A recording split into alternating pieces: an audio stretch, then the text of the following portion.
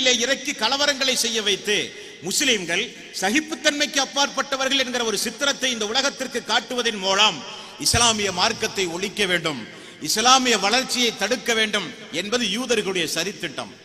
ஆனால் மார்க்கம் முகமது நபி அவர்களுடையதோ, ஈசாவுடையதோ, மோசாவுடையதோ, இப்ராஹிமுடையதோ அல்லது நம்முடைய தந்தை ஆதம் அலைஹிஸ்ஸலாத்து வஸ்ஸலாம் அவர்களுடையதோ அல்ல மார்க்கம் என்பது.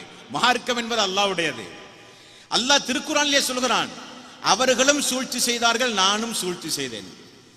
அவர்களும் சூழ்ச்சி செய்தார்கள், நாமும் சூழ்ச்சி செய்வோம் என்று அல்லாஹ் சொல்கிறான். என்றைக்கெல்லாம் இஸ்லாமிய மார்க்கத்தை பின்னுக்கு தள்ளி அதை வேறறுப்பதற்காக, முஸ்லிம்களுக்கு ஒரு தலைகுனிவு ஏற்படுத்துவதற்காக வேண்டி என்றைக்கெல்லாம் திட்டம் தீட்டப்படுகிறதோ அப்பொழுதெல்லாம் இஸ்லாம் வளர்ந்து கொண்டுதான் இருக்கிறது என்பதுதான் யதார்த்த சத்தியம். ஏன் இவர்கள் இந்த காரியத்தில் ஈடுபடுகிறார்கள்? இவர்களுடைய பின்னணிகள் என்ன?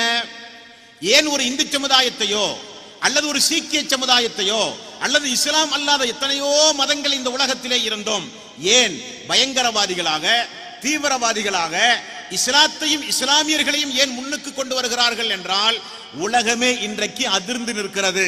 அதுதான் உலகை வென்ற மார்க்கம் இஸ்லாம் என்கிற தலைப்பு இங்கே தரப்பட்டிருக்கிறது. அது என்ன உலகம் அதிர்ந்திருக்கிறது? இன்றைக்கு இந்த உலகத்தில் 160 கோடிக்கும் அதிகமான மக்கள் இருப்பதாக சொல்கிறார்கள்.